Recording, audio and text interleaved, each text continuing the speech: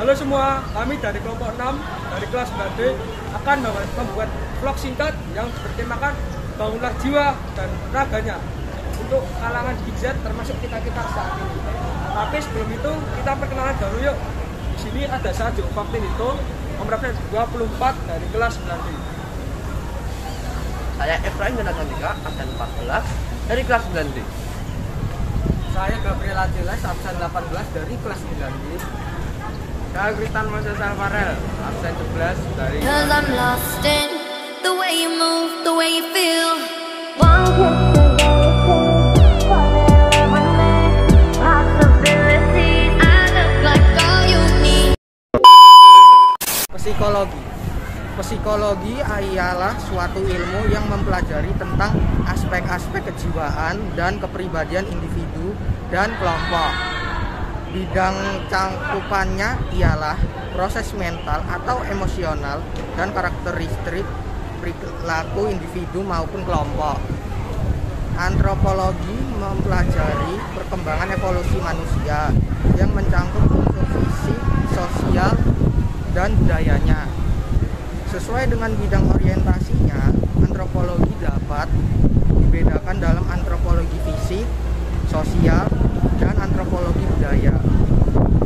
Sedangkan antropologi medis mengkhususkan diri pada studi tentang pengaruh unsur budaya, tentang penghayatan masyarakat, tentang penyakit atau kesehatan. Sosiologi mempelajari hubungan dan pengaruh timbal balik antar individu dengan kelompok, mulai dari keluarga sampai dengan kelompok masyarakat dan kompleks. Struktur sosial serta meneropong proses-proses sosial, termasuk perubahan sosial. Ilmu kesehatan masyarakat. Kesehatan masyarakat adalah ilmu dan seni untuk mencegah penyakit, memperpanjang masa hidup, dan meningkatkan derajat kesehatan melalui usaha-usaha pengorganisasian masyarakat untuk perbaikan sanitasi lingkungan, pemberantasan penyakit menular, pendidikan untuk kebersihan perorangan, pengorganisasian pelayanan medis dan perawatan untuk diagnosis dini dan pengobatan, pengembangan rekayasa sosial untuk menjamin setiap orang terpenuhi kehidupan yang layak dalam memelihara kesehatannya. Kesehatan masyarakat ini antara lain administrasi kesehatan masyarakat, pendidikan kesehatan dan ilmu perilaku, biostatistik atau statistik kesehatan, kesehatan lingkungan, gizi makanan, kesehatan kerja, epidemiologi. Mengapa ilmu kesehatan masyarakat merupakan ilmu yang multidisipliner? Karena memang pada dasarnya masalah kesehatan masyarakat bersifat multikausal, maka pemecahannya harus secara multidisiplin. Oleh karena itu, kesehatan masyarakat sebagai seni atau prakteknya mempunyai bentangan yang luas. Semua kegiatan, baik langsung maupun tidak, mencegah penyakit, meningkatkan kesehatan, terapi, atau kuratif, maupun pemulihan kesehatan adalah usaha kesehatan masyarakat. Ini saya akan bawakan dampak positif informatika bagi orang-orang yang dapat membantu dalam menjaga kita baik fisik maupun jiwa kita, yaitu yang pertama ada bidang pendidikan, yaitu TIK telah mengubah proses pembelajaran konvensional.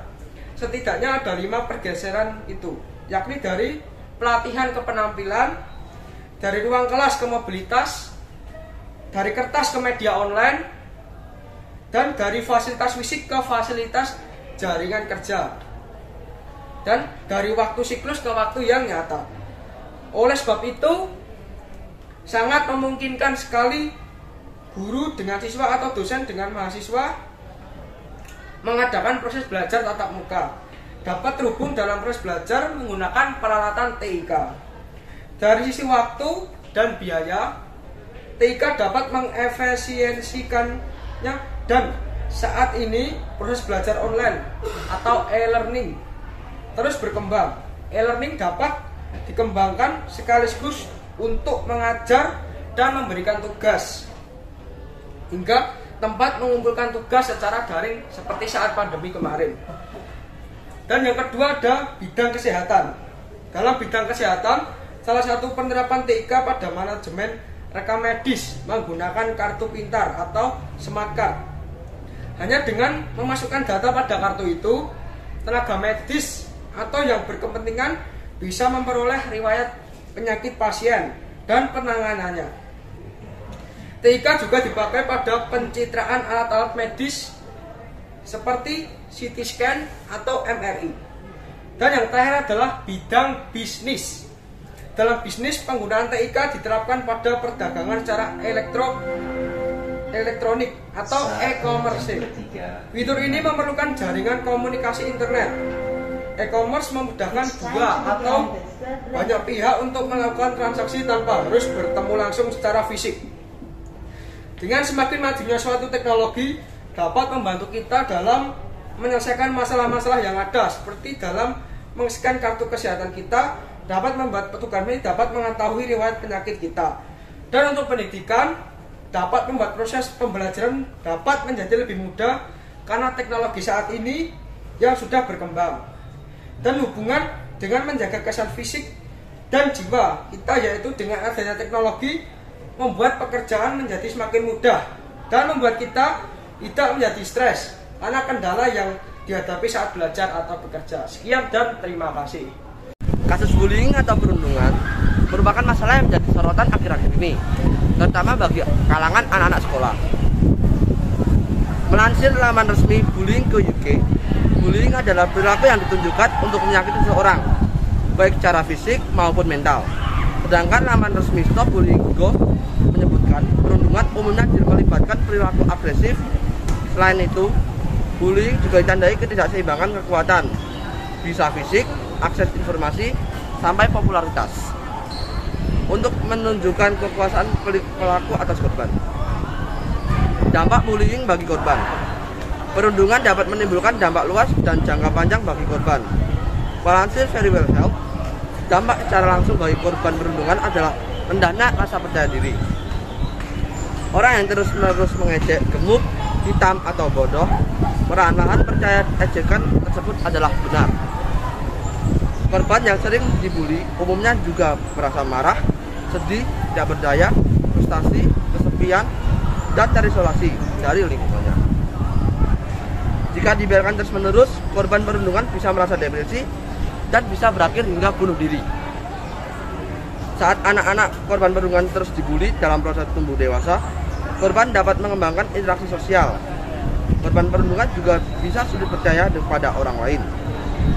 Merasakan bullying ada hal yang rumah sampai berakhir justru menyalahkan diri sendiri. Tips menangani bully yaitu: yang pertama, edukasi tentang bullying. Yang kedua, mengenali ciri-ciri anak korban bullying. Yang ketiga, menumbuhkan rasa percaya diri. Yang keempat, tidak mudah terpancing untuk melawan. Yang kelima, alihkan perhatian.